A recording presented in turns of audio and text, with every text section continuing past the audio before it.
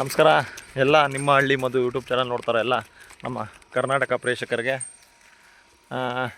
ಇವತ್ತಿನ ವಿಷಯ ನಮ್ಮ ನಾಟಿ ಹಸುಗಳ ಬಗ್ಗೆ. ಮೇಯಿಸ್ಕೊಂಡು ನಾವು ಇವತ್ತು ತೋಟದಲ್ಲಿ ಕೆಲಸ ಮಾಡ್ತಾಯಿದ್ದೆ. ಪೈಪ್ಲೈನ್ದು ಮಾಡಿಸಾಗಿದೆ, ಅದನ್ನು ಇಕ್ಳುಗಳ ಮುಚ್ಚುತ್ತಿದ್ದೋ.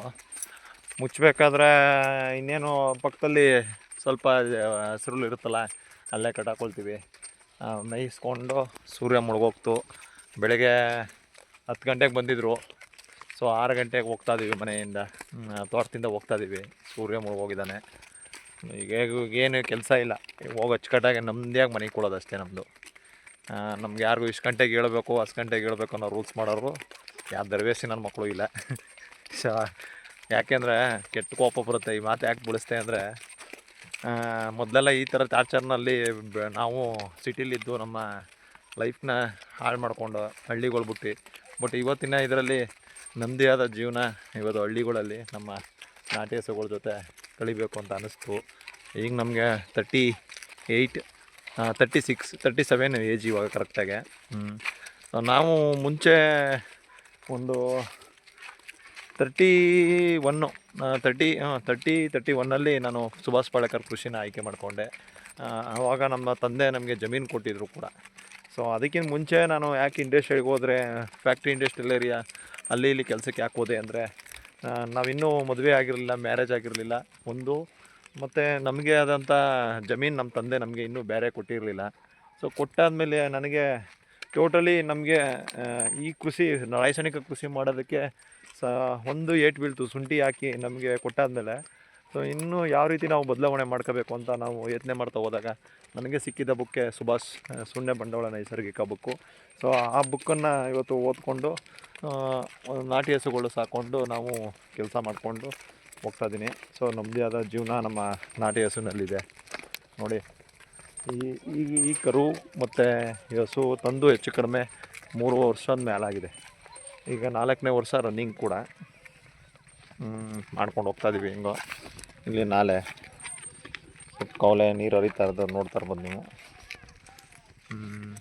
ಎಲ್ಲ ಯುವಕರುಗಳು ನಮ್ಮ ಹಳ್ಳಿಗಳ ಬಿಟ್ಟು ಇಂಡಸ್ಟ್ರಿಯಲ್ ಏರಿಯಾಗಳಿಗೆ ಹೋಗಿರೋರು ಒಂದು ಸ್ವಲ್ಪ ಯೋಚನೆ ಮಾಡಬೇಕು. ಯಾಕಂದರೆ ನೀವು ಅಲ್ಲಿಂದ ದುಡ್ಡು ಸಂಪಾದನೆ ಮಾಡ್ಕೊಂಡು ಬರೋದಕ್ಕೆ ನಿಮ್ಮ ಬಾಡಿ ಗೀಡಿ ಎಲ್ಲ ಡ್ಯಾಮೇಜ್ ಮಾಡ್ಕೊಂಡಿರ್ತೀರ. ಸೊ ಆ ಉದ್ದೇಶದಿಂದ ನಾನು ಹೇಳ್ತಾ ಇದ್ದೀನಿ.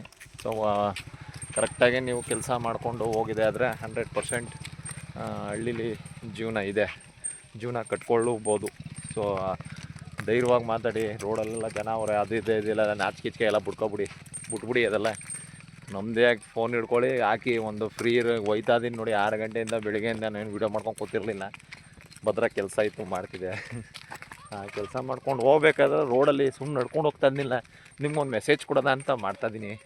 ಯಾಕೆಂದರೆ ಇದು ಜೀವನ ತುಂಬ ಚೆನ್ನಾಗಿದೆ, ನಮ್ಮದೇ ಜೀವನ. ರಾತ್ರಿ ಕಣ್ಣು ತುಂಬ ನಿದ್ದೆ ಬರುತ್ತೆ, ಯಾಕಂದರೆ ಅಷ್ಟು ಕೆಲಸ ಮಾಡಿದ್ದೀವಿ, ಬೆವ್ರು ಸುರಿಸ್ಬಿಟ್ಟಿದ್ದೀವಿ. ಸೊ ಆ ಉದ್ದೇಶಕ್ಕೆ ಹೇಳ್ತಾ ಇರೋದು. ನಮ್ಮದೇ ಆದ ಜೀವನ ಇದು. ಇರೋ ಹಾಲು ಮೊಸರು ನಮ್ಮದೇ ಆದ ಜೀವನ ಕಳಿಬೇಕಂದ್ರೆ ಯತ್ನೆ ಮಾಡಿ. ನಾನು ಹೇಳ್ತಾ ಇರೋದೇನೇನು ತಪ್ಪಿದರೆ ನೀವು ತಪ್ಪು ಅಂತ ಹೇಳಿ. ನಾವೇನು ಸ್ಟ್ಯಾಂಡರ್ಡ್ ಏನಲ್ಲ, ನನಗೂ ಕಷ್ಟಗಳಿದೆ, ಇಲ್ಲ ಅಂತಲ್ಲ. ಸೊ ನೋಡಿ, ಯತ್ನೆ ಮಾಡಿ. ನಾನು ಏನು ಹೇಳೋಕೆ ಹೋಗ್ತಿದ್ದೀನಿ ಅಂತ. ಸೊ ನೀವು ಏನೇ ಯತ್ನೆ ಮಾಡಿದ್ರೂ ಒಂದೇ ಒಂದು ತಲೆಯಲ್ಲಿ ಇಟ್ಕೊಳ್ಳಿ, ಆರೋಗ್ಯ ಒಂದು ಚೆನ್ನಾಗಿ ನೋಡ್ಕೊಳ್ಳಿ. ನಿಮಗೂ ಮಕ್ಕಳಿರುತ್ತೆ, ತಂದೆ ತಾಯಿ ಇರ್ತಾರೆ.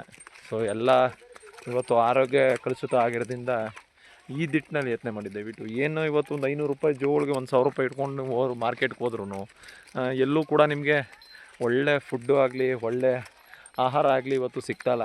ಸೊ ಆ ಉದ್ದೇಶದಿಂದ ಹೇಳ್ತಾ ಇದ್ದೀನಿ, ಯತ್ನೆ ಮಾಡಿ. ತಕ್ಷಣ ಡಿಸೈಡ್ ಆಗೋಂಥದ್ದಲ್ಲ ಇದು ವಿಷಯ. ನೀವು ಏನೇ ಇದ್ರೂ ನಾನು ದಬಾಯಿಸ್ತೀನಿ, ಹಳ್ಳಿಲೇ ಇದ್ದು ನಾನು ಏನೇ ಇದ್ದರೂ ನಾನು ನಮ್ಮ ಹುಟ್ಟೂರಿನಲ್ಲೇ ನಮ್ಮ ಹಿಂದೆ ನಮ್ಮ ಪೂರ್ವಜರೆಲ್ಲ ಹೆಂಗೆ ಬದುಕಿದ್ರು ನಾನು ಆ ರೀತಿ ಬದುಕ್ತೀನಿ ಅಂತ ನಿಮ್ಮ ಮನಸ್ಸಿಗೆ ಛಲ ಅಂತ ಬಂದರೆ ತಗೊಳ್ಳಿ, ನಾಟಿ ಹಸುನ ಶುರು ಹಚ್ಕೊಳ್ಳಿ. ಯಾರು ನಮ್ಮನ್ನ ಎಷ್ಟು ಕಷ್ಟಪಟ್ಟು ಎಚ್ ಎಫ್ ಹಸುಗಳನ್ನ ಭೂಮಿಗೆ ತಂದರೋ ಅವ್ರಿಗೆ ಉತ್ತರ ಇವುಗಳ ಮುಖಾಂತರನೇ ಕೊಡಬೇಕು. ಆ ದಿಟ್ಟಿನಲ್ಲಿ ನೀವೆಲ್ಲ ವರ್ಕ್ ಮಾಡಿ. ನಾನು ಸ್ಟಾರ್ಟ್ ಮಾಡಿದ್ದೀನಿ ನಿಮ್ಮ ಹಳ್ಳಿ ಮಧು ಯೂಟ್ಯೂಬ್ ಚಾನಲಲ್ಲಿ. ನೀವು ಆ ದಿಟ್ಟಿನಲ್ಲಿ ವರ್ಕ್ ಮಾಡಿ. ನಿಮ್ಗೇನು ಸಲಹೆ ಬೇಕು ನನ್ನ ನಂಬರ್ ಇರುತ್ತೆ ಯೂಟ್ಯೂಬಲ್ಲಿ, ಕಾಲ್ ಮಾಡಿ ಮಾತಾಡಿ. ನಾನು ವರ್ಕ್ ಮಾಡೋಕ್ಕೆ ರೆಡಿ ಇದ್ದೀನಿ. ನೀವು ನನ್ನ ಜೊತೆ ಕೈ ಜೋಡಿಸ್ತೀನಿ ಅಂದರೆ ಬನ್ನಿ, ಎಲ್ಲ ಸೇರಿ ಒಂದು ಪ್ರಕೃತಿನ ಉಳಿಸೋ ದಿಟ್ಟಿನಲ್ಲಿ ಕೆಲಸ ಮಾಡೋಣ ಅಂತ ಹೇಳ್ತಾ 2 ಮಾತು ಮುಗಿಸ್ತೀನಿ. ಊರ ಹತ್ರ ಹೊತ್ತು ಏನಪ್ಪ ವೀಡಿಯೋ ಮಾಡ್ಕೊಂಡು ಹೋಗ್ತಾನೆ ಅಂತಾರೆ. ಬಾಯ್. ಎಲ್ಲರೂ ಸಬ್ಸ್ಕ್ರೈಬ್ ಮಾಡೋಗಿಲ್ಲ ಅಂದರೆ, ಯಾರ್ಯಾರು ಸಬ್ಸ್ಕ್ರೈಬ್ ಆಗಿಲ್ಲ ದಯವಿಟ್ಟು ಎಲ್ಲರೂ ಸಬ್ಸ್ಕ್ರೈಬ್ ಮಾಡಿ ಅಂತ ಹೇಳ್ತಾ ನನ್ನ ಎರಡು ಮಾತು ಮುಗಿಸ್ತೀನಿ. ಜೈ ಗೋಮಾತೆ, ಜೈ ಸುಭಾಷ್.